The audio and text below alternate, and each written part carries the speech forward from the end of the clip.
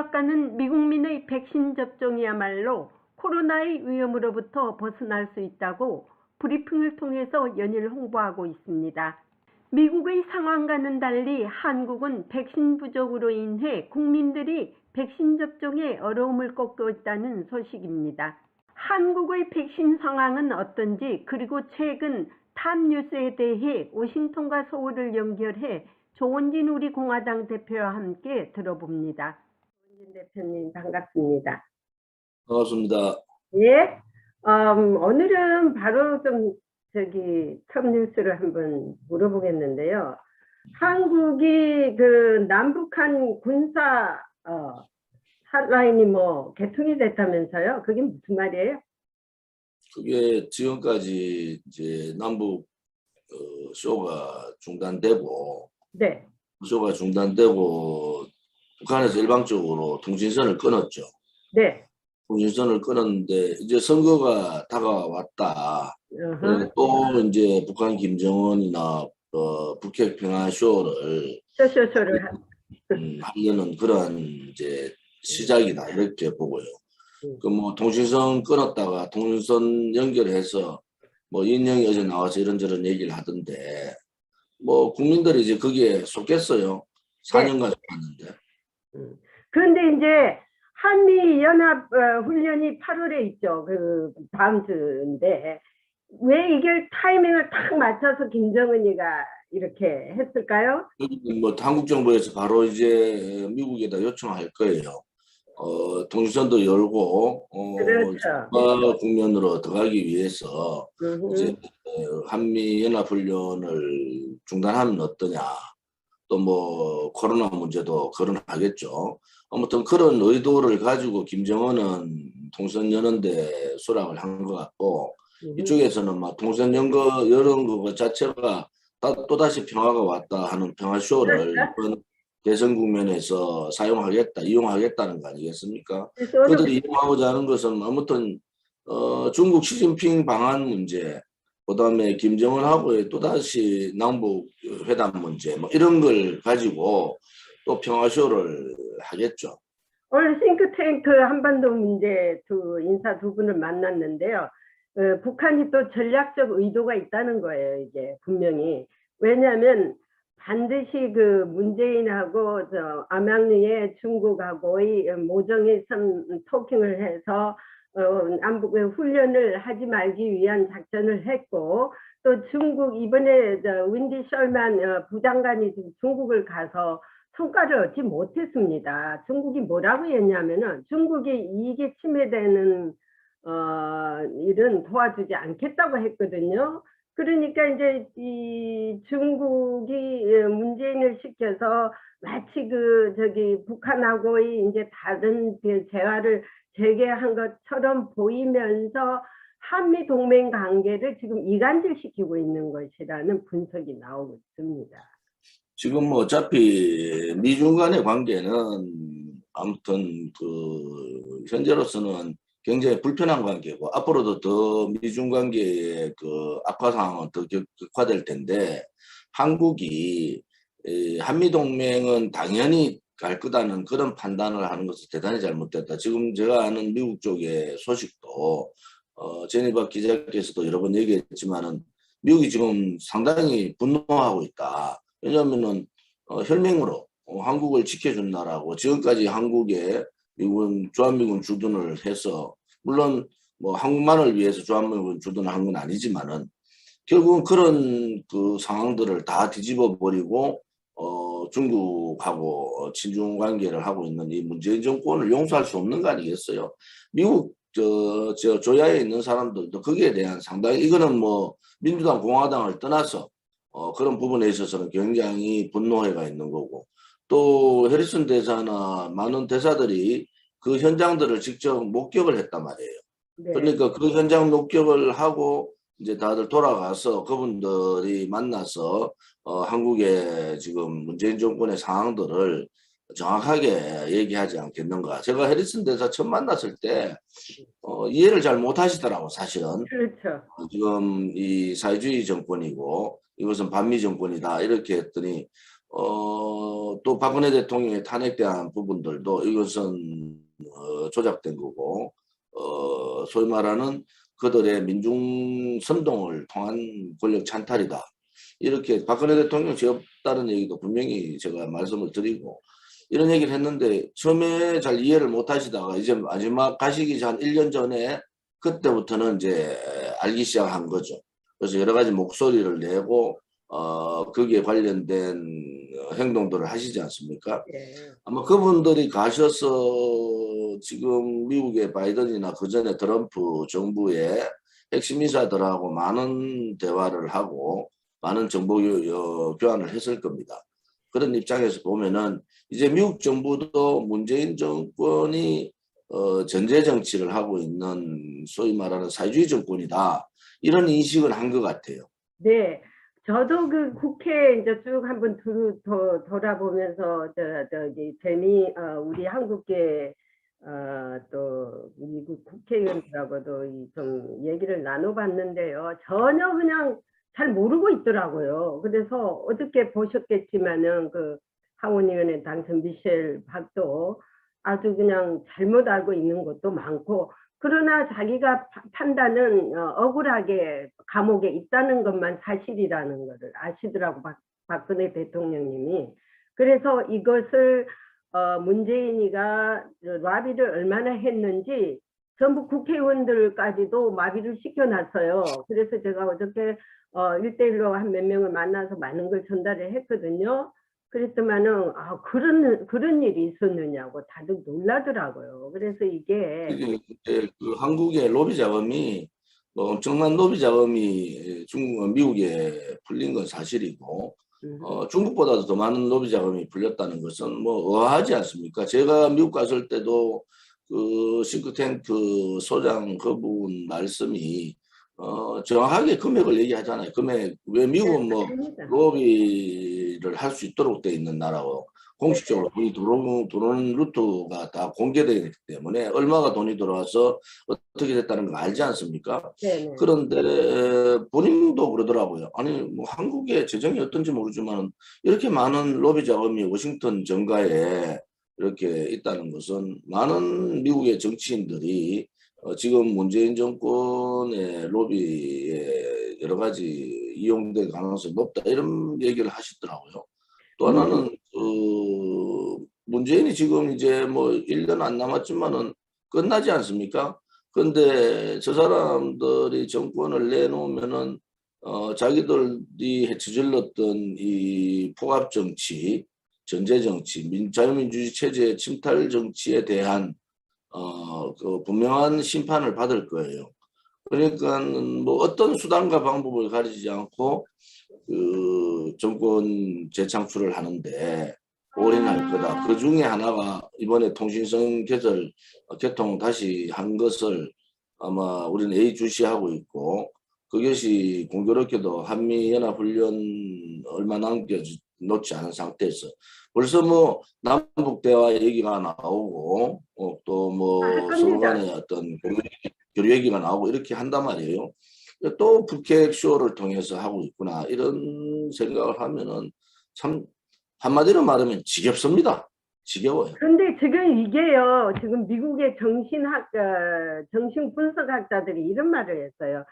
김정은의 돌발적 행동은 국가 리더의 정신적 상태가 굴곡이 심할수록 신뢰를 얻지 못하고 국제사회가 더 신뢰할 수 없다라고 말하고 있습니다.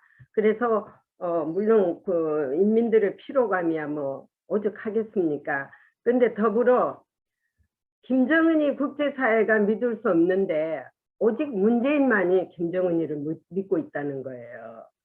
어제 뭐 미셸 그 의원하고도 얘기하실 때 잘하셨던 게 이 정권은 무조건 뭐 대한민국의 인권, 그것도 뭐 좌파들 인권, 공산주의자들의 인권에 대해서는 대단히 뭐 신경을 쓰지 않습니까? 그런데 북한 인권 문제는 전 세계에서 최악이고 아직도 30만 명이 정치 수용소에 있고, 또 북한 전 인민들이 먹고 사는 문제, 먹는 문제를 해결하지 못하고 있고, 실질적으로 평양을 제외한 전 지역은 동물과 같은 삶을 살고 있는 것이 탈북자들에 의한 정언에 의해서 다 나오지 않습니까? 그런데 이 한민족이라는 얘기를 하면서 북한이 굶어 죽는 상태가 엄청나게 많은 상태인데도 그들은 북한의 인권, 김정은 정권의 이 포갑적 탄압 이런 부분에 대해서 얘기하지 않는 것은 이 정권 자체가 윤리적으로 혹은 인권적으로 반윤리적 반인권적 정권이라는 것을 나타내는 것이다 이렇게 보는 거죠. 근데 이제 미국의 국회의원들은 이런 얘기를 또 하더라고요. 저기 한국의 야당들이 정신을 좀 차려야 돼요. 한국의 야당들이 지금 문재인이가 돈을 어디다 쓰는지 예산안을 버젯을 가지고 어떤 장난을 치고 있는지 그 돈이 다시 그 김정은한테도 흘러가고 있는지 이거를 잘 조사를 해야 된대요. 왜냐 김정은이란 인간은 돈 안 주면 움직이질 않아요. 돈 딱 주고 돈 딱 떨어지면은 또 가열차게 자기들 말만 따라 집어차는 거 아닙니까? 개성공단도 폭파하는 거 봐요. 돈을 안 주기 때문에 그랬거든요. 자, 근데 돈도 안 주고 개성공단 폭파하고 엄만 걸 다 했는데 왜 갑자기 통신선을 뭐 개설을 한다는 뜬금없이 이러고 또 곧 대권 시작할 때는 뭐 정상회담까지 하겠다는데 이거 분명히 뭔가가 있습니다. 이거 지금 야당이요. 맞는 네. 야당이 야당다운 야당이 예, 아니죠. 지금 대한민국에 야당이 어디 있습니까? 우리 공화당 말고 야당 없어요. 그러니까는 이 국회에서 자꾸 미국에 도와달라 하지 말고 일단 야당답게 행동을 일단 하다 보면은 미국이 또 임발할 수 있는 여건이 되면은 그때 힘을 합해야 되는데 본인들은 아무것도 안 하고 뭐 저 옆집에 아저씨 보고 좀 도와달라고 맨날 그런 것처럼 하니까 이게 참 한심스럽다는 거예요. 이제 그리고 그 개념 자체를 어떻게 봐야 되느냐? 아무튼 지금의 야당이 박근혜 대통령의 탄핵에 주동했던 사람들이지 않습니까? 소위 찬탄파들이란 말이에요. 탄핵을 네네. 찬성했던 사람. 네네. 그다음 유승민, 김무성이 아직도 뒷그림자로 실력 행사를 하고 있고 또 그 사람들을 지지하는 많은 정치인들이 국회를 들어갔고 그러니까 저 사람들은 기본적으로 거짓의 선동에 같이 동조를 했고 그다음에 불의의 세력하고 손을 잡았던 부역자 역할을 한 거, 배신자 역할을 한 거 아닙니까? 그 스스로 자체가 정통성이 없을 뿐만 아니라 지금의 국민의힘의 이 지도부 이준석도 마찬가지고 저 없는 대통령의 이 촛불 쿠데타를 인정을 하고 또 권력 찬탈을 인정을 하고 그 소위 대한민국 자유민주주의 체제 침탈 전제 정치를 하고 있는 문재인을 인정하면서 박근혜 대통령의 탄핵의 부당성에 대해서는 인정을 안 한단 말이에요. 그러면은 이 국민의힘 자체가 부도덕한 정당이고 정의롭지 않은 정당이란 말이에요. 그러니까 그 대의의 가치 자체가 정의롭지 않기 때문에 작은 소악들 소위 말하는 문재인의 이런 사회주의 경향들의 소악들에 대해서도 힘차게 싸울 수가 없는 거예요. 왜냐하면 자기가 깨끗해야지 다른 사람들 보고 얘기를 할 텐데 이 인간들은 자기 스스로들이 탄핵을 주동했던 사람들이고 그 주동했던 사람들이 이 대한민국 자유민주주의 체제에서 반역 이 소위 말하는 정권이 돌았는데 이 반역 정권에 돌았던 또 반역 정권에 부역했던 자가 대통령 후보 보수를 지칭하는 국민의힘의 대통령 후보 이제 국민의힘이 들어간다니까 윤석열이가 1위를 하고 나머지 다 대통령 후보들이라는 자들이 전부 다 탄핵에 찬성했던 찬탄파단 말이에요. 네. 그래서 그들의 불의 자체, 그들의 거짓 자체가 큰 거짓과 큰 불의를 저질렀던 그들 또한 불의의 세력이기 때문에 이러한 우리 공화당 같이 정상적인 정의를 부르짖고 진실을 투쟁을 하지 못한다는 거예요. 자기들이 그래 해도 뒤로 자기들 양심으로는 박근혜 대통령 사실은 죄가 없는데 이준석이 얘기하잖아요. 탄핵의 강을 건넜다 가다가 이제 윤석열이가 되고 가서 그 뭐 탄핵 문제에 대해서 또 자기가 했는 행위에 대해서 일말에 여러 가지 죄책감을 느끼고 있다. 뭐 이런 비슷한 표현을 하니까 탄핵의 강에 들어가면 다 빠져 죽는다. 윤석열은 이준석이나 그다음에 김무성이나 유승민이나 아는 거예요. 탄핵의 강을 들어가면 왜? 저거 죄를 안 지었는데 탄핵의 강에 들어가면 어떻습니까? 탄핵이라는 큰 국가의 변란, 소위 말하는 국가 쿠데타의 동족 세력들이기 때문에 그 강에 들어가면 자기들 또한 문재인 정권하고 동질로 갈 수밖에 없지 않습니까? 그러니까 탄핵의 강을 건너자. 박근혜 대통령 탄핵을 묻어버리자. 또 심지어 국민의힘에 지금 국회의원들 뭐 몇몇 사람 빼놓고는 박근혜 대통령 사면해라는 얘기를 안 해요. 왜?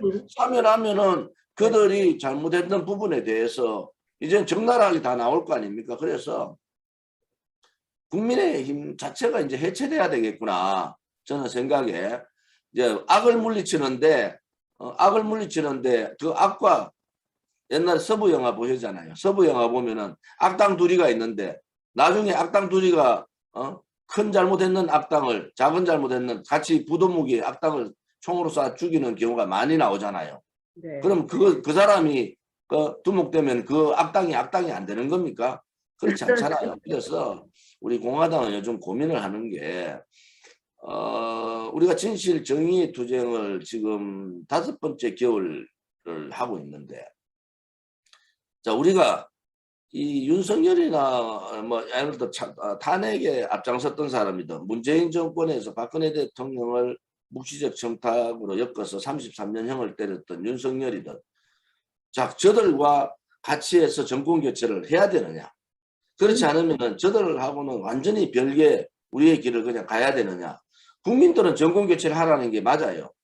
정권부터 교체해 놔놓고 보자 이러는데 저는 이제 이 시점에서는 이 소위 말하는 탄핵 찬성파, 찬탄파들이나 그다음에 배신자들 혹은 유석열과 같이 문재인 정권의 죽은 노릇을 하고 박근혜 대통령, 지원문 대통령 저런 식으로 감옥에 보낸 자들하고는 이제 완전한 결별을 하고 국민의힘과 이제 전면 전선을 할 수밖에 없지 않느냐. 지금 돌아가는 상황으로 봐서는 그렇지 않고 우리가 그냥 다른 사람들 같이 소악, 소위 말하는 나쁜 놈들하고 제가 말하는 건 뭐 악당들이죠. 악당들. 나쁜 놈들하고 정권을 갖다 바치고 권력 자체를 사회주의 정권, 이 전제국가를 만드는데 일조했던 사람들은 이번 대통령 선거에 나오면 안 된다는 게 저희들의 입장이고 또 그것이 옳은 길이거든요.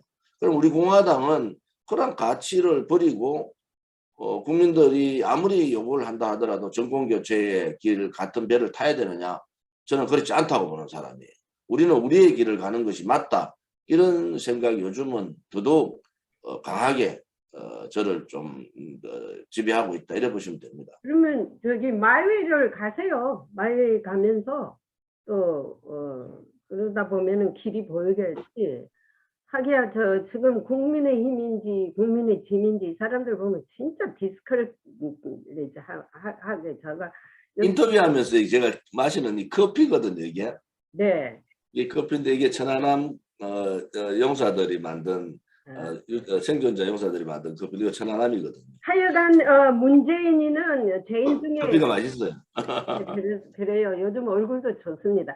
그 문재인이는 좌우지간 재인 중에 재인이고 많이 안 알려졌기 때문에 제가 요즘은 이제 두루두루 다니면서 국회도 가서 여러 사람 만나고 이제 이렇게 해가지고 거기는 아직도 안에서는 마스크를 또 써야 돼요. 그래서 근데 오늘 또 우리 백악관이 또 공문이 왔는데 또 안에서는 마스크를 또 써라네. 갑자기 또 이제 하여튼 그런 식으로 조금 하면서 뭐 안 쓸 사람도 안 써도 되고 뭐 이제 일단은 그렇게는 공문을 띄워놨는데 미국은 지금 외부에서는 거의 마스크 안 쓰죠. 뭐 안 써요 우리는. 우리가 강요는 안 해요. 왜냐 백신을 안 맞은 사람에 의해서 써라. 백신 맞았으면 지금 미국이 보니까 5만 명 이상 7만 명도 나오던데 하루 확진자가. 예. 그러나 저나 참 한국의 지금 백신 사정이 어떻게 되어갔습니까? 미국에 다시 그 지원을 받아야 될 사정입니까? 뭐 어떻게 될 코미디를 하고 있죠. 코미디를.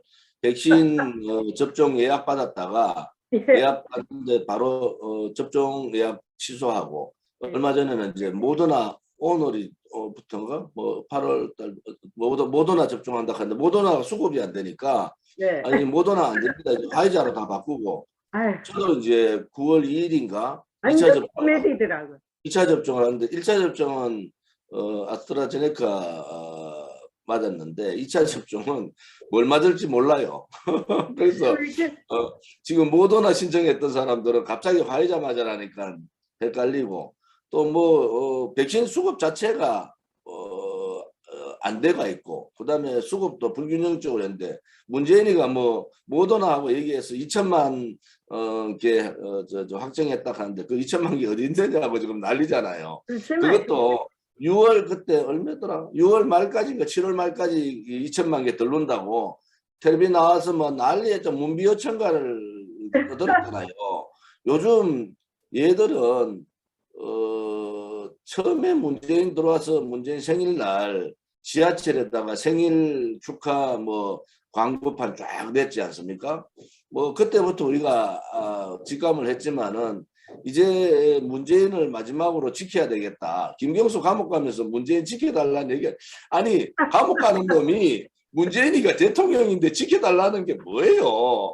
도대체가 저는 얘들은 상황 판단을 잘 못하는 것 같아. 지가 감옥 가면서 우리 공범인 문재인 대통령이나 김경수 여사를 지켜달라는 거하고 똑같지 않습니까? 근데 내 공범을 지켜달라는 게 그것도 공범인데. 아니 공범을 그러니까 어떻게 감옥 가는 지켜주지? 놈이 문재인을 지켜달라고 하는 게 저는 야, 코미디도 이런 코미디가 없다. 감옥 가면 이래야 돼. 문재인 대통령께 죄송합니다 하는 게 맞아요. 안 그러면 문재인을 지켜달라는 게 맞아요. 아, 그러니까 이게 다 내가 없는 사람들인 것 같아요. 이 인간들은 어떻게?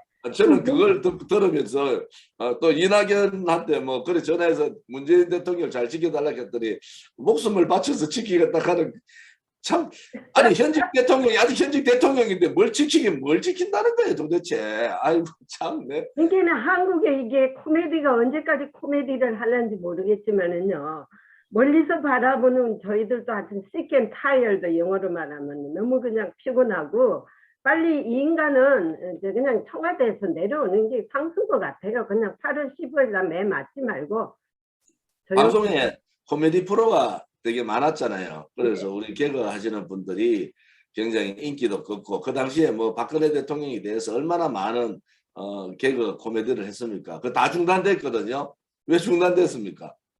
바깥에 개그 코미디가 더 재밌거든. 문재인 정권에서 하는 개그들이 더 재밌으니까 방송의 개그가 재미가 없는 거예요. 말 되네요. 예, 말이 방송 돼. 개그가 재미가 없는 거예요.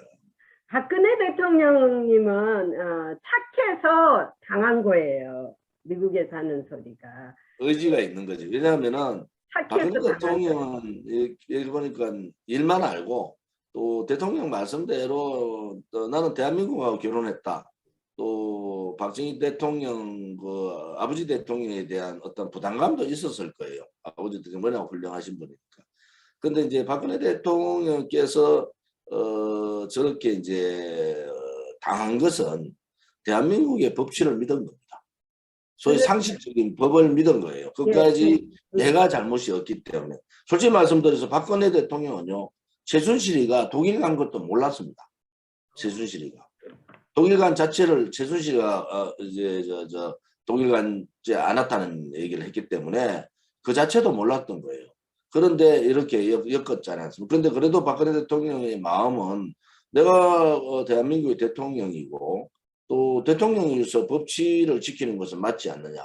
또 내가 죄가 없으면은 헌법재판소에서도 당연히 이것은 기각된다. 이런 확신을 가지신 거고 법정에 가서도 그런 확신을 가지고 실질적인 그 검찰 조사나 또 일주일에 4번씩 10시간씩 재판하는 것을 받았거든요. 그러다 어느 순간에 이것은 법치가 무너졌다. 소위 말하는 그런 입장을 가지고 이제 재판 거부를 하신 거 아닙니까? 근데 대통령께서 재판 거부를 했다는 것은 이 법치 사망에 대한 부분들을 확실히 이제 확인을 하신 거죠. 그 전까지는 법을 믿으신 그러한 그게 이제 뭐냐면은 박근혜 대통령님은 그 상식이 있는 조금이라도 상식이 있다고 생각을 했기 때문에 그걸 믿은 건데 뭐 상식이 무너진 나라인데 상식이 어디 있습니까? 솔직히 말해서 조그마한 양심도 없는 나라지 지금 않습니까? 상식이 무너진 것도 있지만은 아무튼 이 윤리적으로 도덕적으로 이 상실된 도덕감이 상실된 정권이다. 소위 권력을 쥐고 자기 마음대로 권력을 휘두르는 것을 전제정치라고 하잖아요.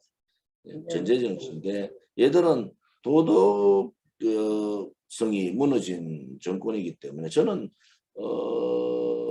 소위 반동정권이라는 얘기는 대한민국은 그래도 전쟁도 치르고 일제 압제에 탄압도 받고 또 나라를 뺏겨보기도 하고 또 여러 가지 외세 침략을 받고 했지만은 우리가 가지고 있었던 것은 정의였거든요. 정의. 그 다음에 미래 세대, 옛날 말로 하면 후손들에 대한 이러한 여러 가지 걱정들, 이런 나라에 대한 애국, 충효, 이런 부분들이라는 건데 그것이 도덕성이고 그것이 윤리가 있지 않습니까? 대한민국은 어쨌든 유교 국가의 전 세계에서 가장 유교적인 국가이기도 하고 또 기독교 신자분들이 또 굉장히 많은 국가이기도 하지 않습니까? 그것은 모든 것은 정의롭다. 뭐 성경에도 그렇고 불경에도 그렇고 모든 기본적인 것 정의인데 이 정의라는 부분을 상실한 이 부도덕한 정권이다 말이에요. 이런 부도덕한 정권은요 힘으로 몰아내야 됩니다. 그렇지 않고 거기에 굴종해 가지고 대강 야합하고 그러니까 국민의힘에 하고 우리 공화당의 차이는 뭐냐? 거기에 굴종해서 대강 야합해서 권력만 잡으면 된다는 그것이 국민의힘의 생각이고 권력 잡으면은 모든 걸 자기들이 해결할 수 있다고 그렇게 선동하고 있는데 정의롭지 못한 집단, 뭐 정당도 포함됩니다. 진실되지 못한 집단, 또 행위 자체가 나라의 반역 행위를 했는 그러한 집단들이 정권을 잡으면요. 똑같은 경우를 갑니다. 제가 하잖아요. 지금 권력 교체를 하면 뭐하냐. 불의의 세력들이 권력 교체를 하면은 정권 권력들은 다 좌파들한테 잡혀있고 호남 사람들한테 잡혀있고 사회주의자들한테 잡혀있는데 그러면 권력 잡아서 자기의 권력을 휘두르지 못하면 그 다음 길은 뭐겠습니까? 야합이잖아요. 그 야합을 하기 위한 가장 좋은 방법은 이원집정부제, 내각제 개헌을 통한 나눠먹기식, 권력을 분점하는 거죠. 권력 나눠먹기식에서 장기 집권, 소위 권력자들끼리 정치하는 자들끼리의 장기 집권을 간다는 건 국민은 안중에도 없는 겁니다. 그래서 우리 공화당이 가는 길이 옳았고 제가 이번 주에 이제 시장을 가면은 대구, 경북, 경남만 해도 한 50군데를 가는 겁니다. 5일장 큰 시장들을 제대하는데 50곳의 시장을 다닌 정치인도 없을 거예요.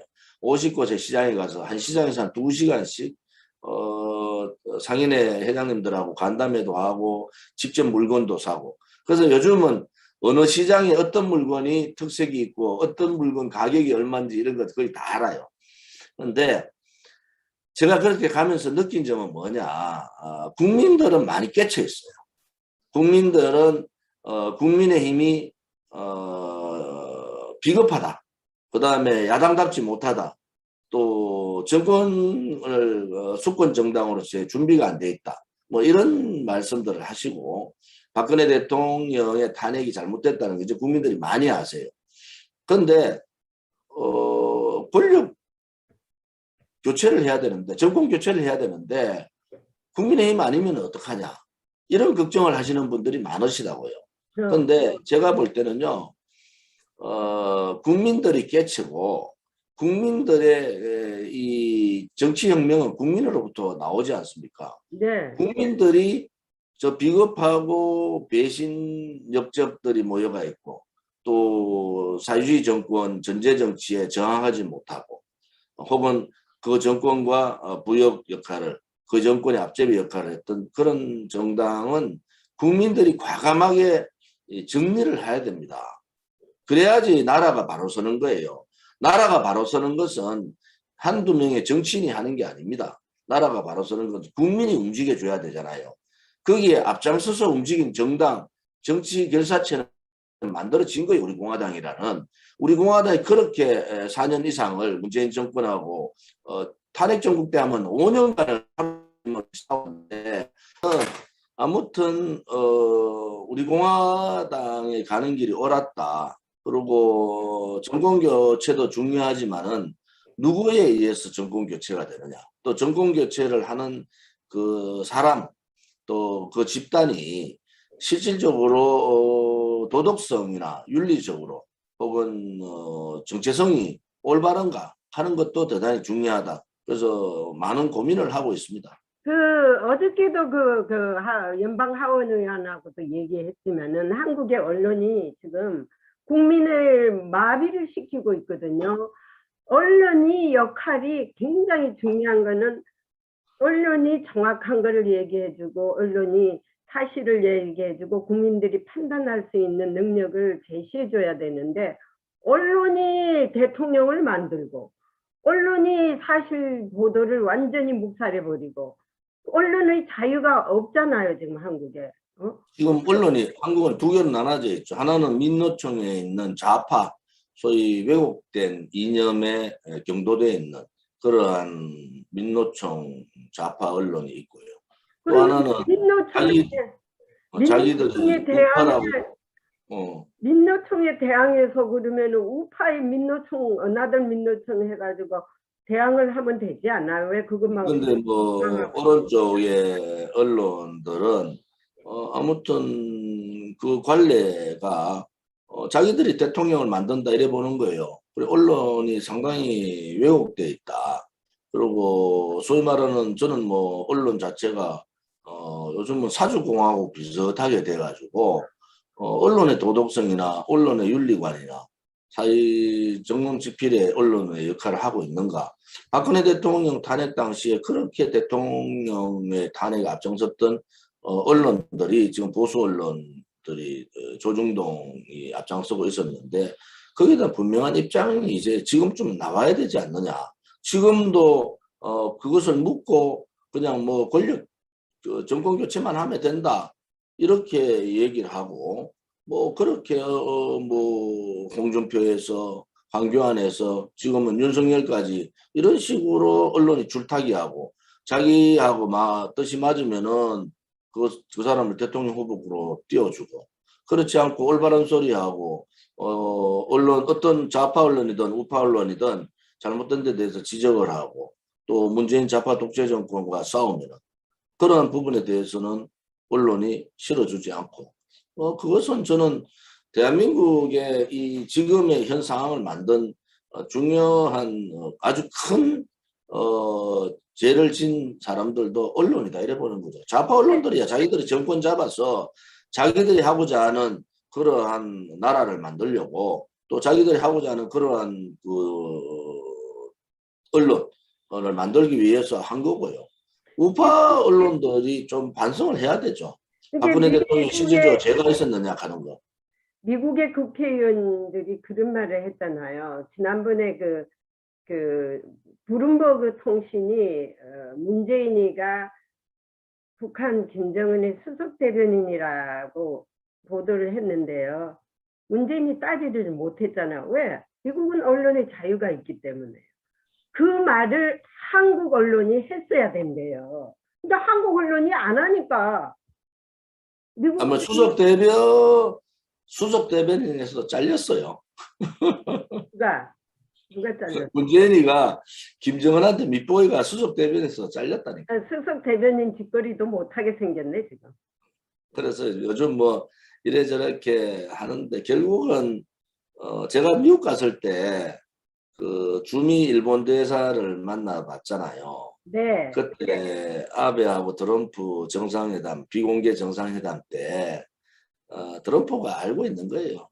문재인 이상하다. 저 사람 사회주의자 아니냐. 저렇게 중국하고 북한한테 가깝게 하는 저 사람 사회주의자 아니냐고 두 번이나 아베한테 묻더라는 거 아닙니까? 결국은 미국도 알고는 있다는 거죠.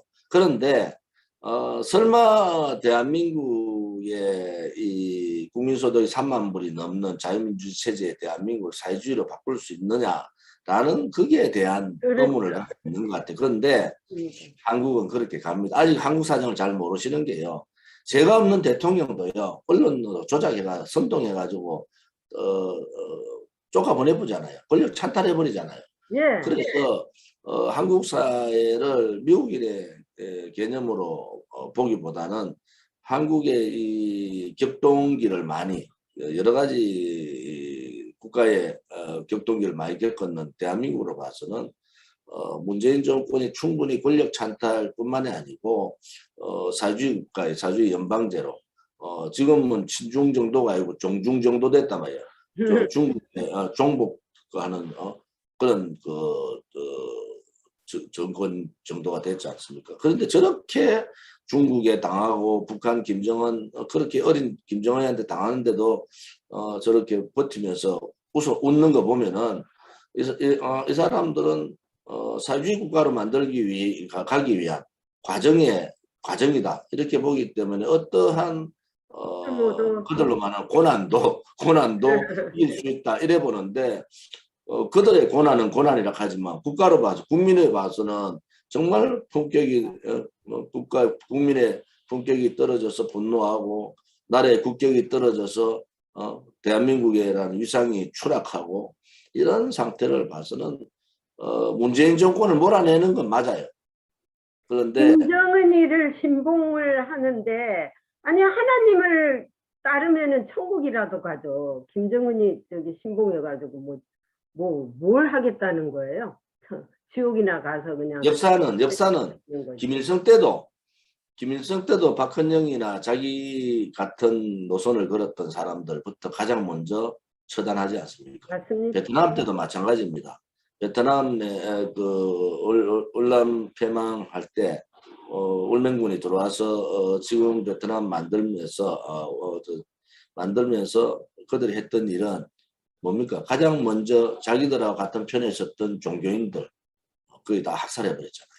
그리고 그래서 자기한테 돌아섰던 사회주의자들, 베트남 내의 사회주의자들, 월남 내의 사회주의자들 다 학살시켜 버렸지 않습니까? 그것이 남미에도 그런 일이 수두룩 하고요. 그것이 우리가한테 가르쳐주는 교훈인데, 저는 북한에 의해서 통일될 리는 없다 보지만 지금 이런 상태로 되면은 사회주의 연방제 비슷하게 가서 먹힐 수밖에 없는데, 그래 되면은 지금 김정은 신봉하는 소위 자생 공산주의자들 혹은 자생 사회주의자들 이 사람들이 가장 먼저 숙청 대상이 될 거다. 저는 그런 확신을 가지는 사람이에요. 참 문재인이는 도대체 알 수가 없는 인간이에요. 어떻게 정신 감정을 해봐야 될 것 같고 국민들이 이쯤 되면 국민들이 자기 국군 통수권자를 미국 같으면 수를 해요. 국민들이 상처를 당하면은 국가의 원수더라도 수할 자격이 있는 거예요. 내쫓을 자격이 있고. 그런데 우리 한국 국민들이 참 착해요. 이런 거 보면은. 지난번에 미국에서 대통령 선거 과정에서 이제 부정선거 얘기가 나오고 그러한 사항들이 전개가 되면서 아무튼 공화당 트럼프 지지자들이 행동으로 보여주지 않습니까? 그러기에 지금 바이든 정부도 그런 부분에 대해서 굉장히 신경을 많이 쓸 거예요. 네. 그래서 저는 지역 다니면서 이렇게 합니다. 헌법적 가치에 국민의 참정권이 있고 그 참정권의 핵심은 국민에 주어진 그러한 자유를 박탈한다든지 자유경제를 침탈하는 세력이 있으면은 국민들이 들고 일어나야 된다. 맞습니다. 그것이 국민의 저항권이고 그래야지 국민이 살아있다는 것을 보여줘야지 이 권력자들 소위 권력을 마음대로 휘두르는 이 자들이 함부로하지 못한다. 제가 자영업 하시는 분들한테 만나서 했어요. 여러분들 자영업이 시장 상인들, 택시 기사분들, 또는 식당 하시는 분들, 또 조그만한 공장 하시는 분들, 여러분들 자영업이 최저임금 급격하게 상승시키고 주 52시간 근로제하고 정규직화 몰아붙이고 노동상법 악법을 갖다 대고 또 코로나에 의한 집단적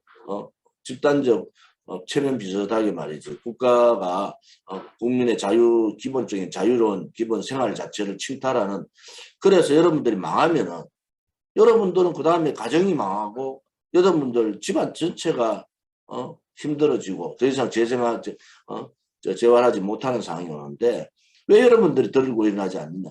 우리 공화당이 앞장서서 할 테니까 여러분들이 이제는 여러분들의 목소리를 내셔라. 부동산에 잘못된 부동산 정책에 피해보는 분들은 그분대로 목소리를 내고, 또 세금 폭탄을 맞는 분들 그분들은 목소리를 내고, 또 코로나에 의해서 이런 자유시장 경제, 자유로운 기본적인 생활 자체를 침탈하는 이러한 부분에 대해서 여러분들 목소리 내지 않으면 여러분들 다 죽고 난 다음에 문재인 욕하면 뭐합니까? 여러분들 가정이 파괴되는데, 그래서 미국한테 배워야 될 것은 실질적으로 기본권, 인간으로서의 기본권이라는 자유 정신 혹은 자유 생활, 자유 경제, 이러한 부분에 대한 부분의 침탈은 자유민주 체제에서는 있을 수 없다는 것이 미국이나 유럽이 지금 보여주고 있는 거거든요. 대한민국은 자유민주주의 체제라고 얘기하지만 이러한 전제 정치를 하고 있는 문재인 정권의 포갑 정치, 일방 통행식 정치, 또 자기들만 옳다고 생각하는 그런 선민 정치, 이런 정치를 하는 것 자체가 잘못된 거다. 여기에는 국민이 저항하지 않으면 저는 이겨낼 수 없다, 이래 보는 거죠. 맞습니다. 지난번에 한참 팬데믹 때 여기 메릴랜드주의 그 교회를 예배를 보지 말라고 주지사가 했는데 그 교회 목사님이 주지사로 수를 해가지고 이겼어요. 아까 가장 기본권을 건드렸기 때문에 이거는 우리는 참을 수 없다라고 해갖고 교회 예배도 보고 그랬습니다. 그럼 그게 바로 미국입니다. 근데 한국은 너무 그 국민들이 착한지 바본지 하여튼 이렇게까지 당해도 문재인이가 뭐 몇 프로가 올라갔다 뭐 이건 난 있을 수가 없는 일이에요. 아마 조작일 겁니다 그거. 그러니까는 앞으로 이제 시장을 그렇게 많이 보셔가지고 이제 그 보신 거 가지고 어디다 집에 사모님 갖다 아니 그 시장 그렇게 맨날 많이 보셔가지고 어떻게 다 해 드십니까? 잘 하고 있습니다. 아무튼 지금 뭐 봉사 단체들이 봉사 활동을 하면 예. 뭐 제 지역은 아니지만은 여러 가지 봉사 단체나 양로원이나 이런 데 드리면 되는데 그것조차도 지금 뭐 안 하고 있고, 근데 우리 누님이 이제 급식 봉사를 하니까 예. 뭐 그런 부분에 여러 군데를 지금 누님도 뭐 매주 막 하는 게 아니잖아요. 그래서 그런 부분들을 좀 찾고 또 하는데, 지금 제가 보는 것은 아무튼 우리 국민들께서 깨쳐야 된다. 국민들께서 박근혜 대통령의 이 불법 거짓 탄핵이 네. 권력 찬탈이고 또 체제 침탈이고 역사 침탈이고 자유시장 경제에 대한 침탈이고 자유우파 국민에 대한 배신이다. 그러면은 우리 국민들이 깨치지 않으면요, 국민들은 계속 후회하는 거예요. 우리 공화당이 저렇게 처절하게 5년간을 투쟁을 하는 것은 국민들께서, 또 박근혜 대통령에서 감옥에서 1581일째 감옥에서 투쟁하고 계시는 것도, 침묵 투쟁하고 계시는 것도 국민들께서 깨치지 않으면 이 판은 바꿀 수가 없다고 판단하신 거예요. 이제 저희들도 5년간 싸워보니까 국민들이 깨치지 않으면은 예. 이 나라는 제대로 된 나라로 갈 수 없다. 그렇게 우리가 자유민주주의 체제라고 얘기하고, 박정희 대통령께서 말씀하셨죠. 자유라는 것은 지키고자 하는 사람들에 의해서 자유가 지켜지는 거지, 자유가 가만히 주어지는 게 아니다면, 일반 평상시에는 자유는 그냥 공기와 같이 지켜줘요. 우리한테 다가와요. 그런데 이 위난의 시대에서는 자유는 국민들이 지켜야 됩니다. 지키지 않는 자유는요, 가치도 떨어지고, 그 자유는 실질적인 자유정신에 의한 자유가 아니다. 저는 요즘 제가 자유정신이라는 얘기를 자주 하는데, 이승만 대통령께서 가장 부르짖었던 것이 자유정신이에요. 박정희 대통령 각하도 자유는 지키고자 하는 자의 목이다, 이렇게 보잖아요. 그래서 우리 공화당도 요즘 고민하는 것이, 제가 다녀보면서 느낀 것은 정권 교체를 해라 라는 것은 국민들의 말씀이 맞아요. 근데 우리 공화당이 지금까지 5년간 싸우니까 정권 교체를 누구로 하는 것이 어떤 세력들이 정권 교체를 해야 되는가는 명확합니다. 지금 탄핵과 관련된 사람들은 저는 대통령 후보가 되면 특히 우파에서는 주동했던 이 좌파 독재 정권에 부역을 했던 그 사람들이 대통령 후보 주체로서 정권 교체를 하면 안 된다고 보는 사람이에요. 그러면 결국은 어떻게 되겠습니까? 우리는 우리의 길을 갈 수밖에 없지 않느냐. 그것은 우리 보고 지금까지 싸우지 않고 굴종하고 배신하고 또 역적 행위를 한 사람들하고 손을 잡고 하라면은 우리 공화당의 가치가 뭐고 조원진이가 지금까지 투쟁한 것이 뭐겠습니까? 우리는 또다시 국민들한테 잘못된 오해를 받을 수가 있어도 우리는 우리의 길을 가야 되는 것이 맞지 않느냐.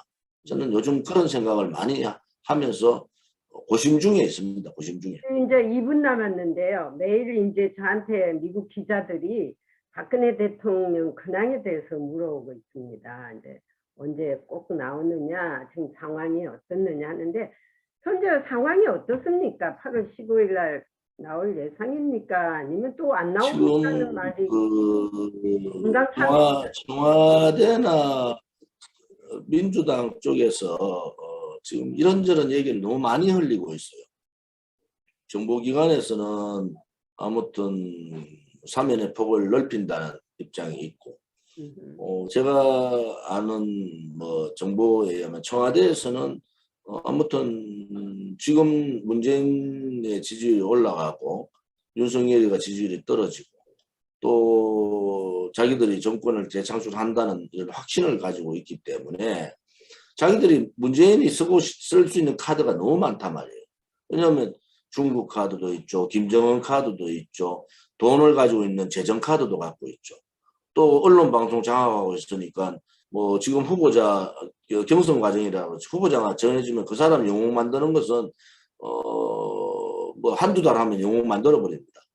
언론이 KBS, MBC, SBS, YTN 연합, 뭐 JTBC 뭐 이런 주요 방송들이 그렇게 충분히 하리라고 보고 있고, 그런데 오른쪽에 있는 국민의힘은 국민들이 이렇게 분노하니까 정권을 가져올 수 있다. 저는 전혀 그렇지 않다고 보는 거예요. 굉장히 제가 윤석열이가 대통령 후보가 되면 이건 무조건 정권 교체가 힘들어진다. 이런 입장을 갖고 있는 사람이라서 지금 박근혜 대통령에 대한 8.15 사면 문제도 50대 50이다 이래 보는 이유가 저쪽에서 민주당에서 나오는 얘기, 정보기관에서 나온 얘기, 청와대에서 나온 얘기, 혹은 또 법무부 쪽에서 나온 얘기가 다 달라요. 그게 자기들이 이렇게 여러 가지 사항들을 견주어 보고 있다.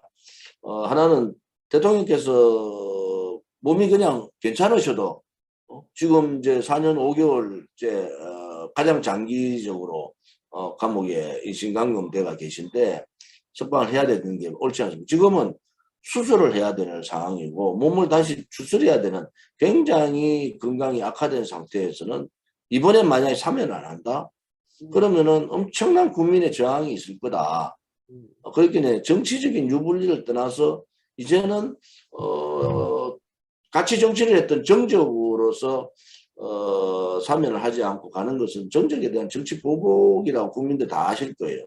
그래서 저는 그러한 부분에 좀 방점을 두고 싶고, 이번 박근혜 대통령 우리가 270만 명 석방 이제 그 서명을 했는데 그것이 국민의 민심이에요. 그냥 인터넷으로 받은 것도 아니고 직접 한 분 한 분이 와서 사인을 해준 것이 270만 명이라고요. 그러면은 그러한 부분에 대해서도 문재인 정권이 제대로 이제 판단을 해야 된다. 만약에 8.15에 사면하지 않고 뭐 그들 말대로 대통령 선거 끝나서 인수위 과정에서 사면을 한다. 그러면은 문재인도 똑같은 경우를 겪을 수밖에 없다. 저는 그래 보거든요. 그래서 이번에 사면은 국민의 민심을 제대로 읽고 사면은 뭐 문재인이 하는 거 아닙니까? 그러니까 사면을 하는 것이 맞다 이래 보는 거죠. 예, 하여간 8월 15일 날 나오도록 우리 다 같이 기도하면서 한번 지켜봅시다. 그리고 건강에 우선 좋아야 될 건데요. 그게 걱정입니다. 하여간 우리 공화당 참 열심히 싸워주시고 다음 대권이 잘 순조롭게 잘 되기를 하나님께서 다 아시니까 하늘이 아시면 또 주실 거예요. 예, 오늘 감사하고요. 어제 그 하원 의원하고 인터뷰하는 거 참 좋았어요. 네. 뭐 생각이 조금 다른 면도 있지만은 아무튼 미국의 정치인들, 상하원 의원들 혹은 미국 정부 쪽 사람들하고 많은 인터뷰를 통해서 예, 예. 그분들의 한국에 대한 사항들 또 상황 인식 이런 부분들을 잘 조명을 해주시면 좀 고맙겠습니다. 하물며 저희 이슈들 제가 갖다 대면은요, 모르는 게 너무 많아요. 그래서 제가 많이 가르쳐 주고 있습니다. 그래서 나보고 공부 좀 많이 해야 되겠다, 자기들이. 나보고 가요 수업을 좀 해달래요.